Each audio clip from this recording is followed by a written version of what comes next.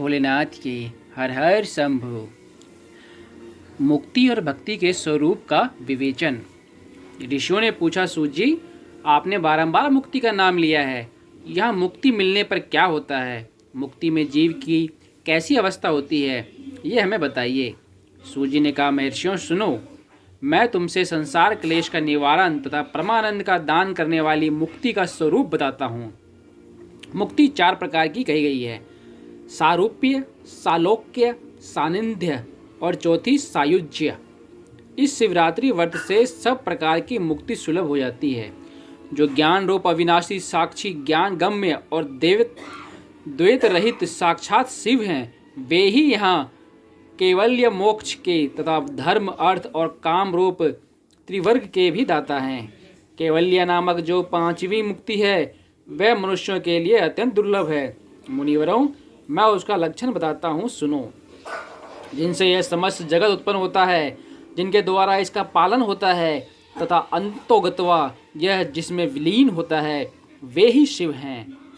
जिससे यह संपूर्ण जगत व्याप्त है, वही शिव का रूप है।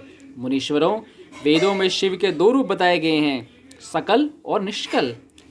शिव तत्व सत्य ज्ञान अनंत एवं सच्चिदानंद नाम से प्रसिद्ध है।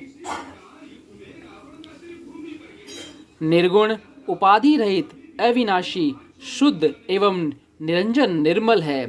वह न लाल है न पीला, न सफ़ेद है न नीला, न छोटा है न बड़ा है और न मोटा है न महीन। जहाँ से मन सहित वाणी उसे ना पाकर लौट आती है, वह परब्रह्म परमात्मा ही शिव कहलाता है। जैसे आकाश सर्वत्र व्यापक है, उसी प्रकार यह शिव तत्व ही सर्वव्यापी है। यह माया से परे संपूर्ण द्वंद्वों से रहित तथा मत्सरता शून्य परमात्मा है। यहाँ शिव ज्ञान का उदय होने से निश्चय ही उसकी प्राप्ति होती है। अथवा द्विजों, सूक्ष्म बुद्धि के द्वारा शिव का ही भजन ध्यान करने से सत्पुरुषों को शिव पद की प्राप्ति होती है। संसार में ज्ञान की प्राप्ति अत्यंत कठिन है, परंतु भगवान का भजन अत्यंत सुकर माना गया है। इसलिए संत शिरोमणि पुरुष मुक्ति के लिए भी शिव का भजन ही करते हैं। ज्ञान स्वरूप मोक्षदाता परमात्मा शिव भजन के ही अधीन है।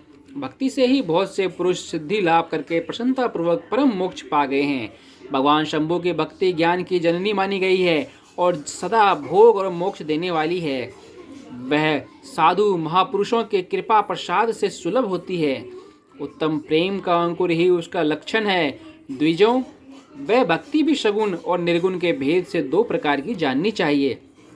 फिर वैधि और स्वाभाविकी, ये 2 भेद और होते हैं। इनमें वैधि की अपेक्षा स्वाभाविकी श्रेष्ठ मानी जा गई है। इनके सिवा नैष्टिकी और अनैष्टिकी के भेद से भक्ति के 2 प्रकार और बताए गए हैं। नैष्टिकी भक्ति 6 प्रकार की जाननी चाहिए और अनैष्टिकी भक्ति 1 ही प्रकार की है। फिर विहाता और अविहाता के भेद से विद्वानों ने उसके अनेक प्रकार माने हैं। उनके बहुत से भेद होने के कारण यहाँ विस्तृत वर्णन नहीं किया जा रहा है। उन दोनों प्रकार की भक्तियों के श्रवण आदि भेद से 9 अंग जानने चाहिए। भगवान की कृपा के बिना इन भक्तियों का संपादन होना कठिन है और उनकी कृपा से सुगमता पूर्वक इनका साधन होता है। द्विजों, भक्ति और ज्ञान को शंभु ने एक दूसरे से भिन्न नहीं बताया है, इसलिए उनमें भेद नहीं करना चाहिए। ज्ञान और भक्ति दोनों के ही साधक को सदा सुख मिलता है। ब्राह्मणों, जो भक्ति का विरोधी है, उसे ज्ञान की प्राप्ति नहीं होती। भगवान शिव की भक्ति करने वाले को ही शीघ्रता पूर्वक ज्ञान प्राप्त होता है। अतः मुनीश्वरों, महेश्वर की भक्ति का साधन करना आवश्यक है, उसी से सबकी सिद्धि होगी, इसमें संशय नहीं है। महर्षियों, तुमने जो कुछ पूछा था उसी का मैंने वर्णन किया है। इस प्रसंग को सुनकर मनुष्य सब पापों से निसंदेह मुक्त हो जाता है। जय भोलेनाथ की हर हर शंभु।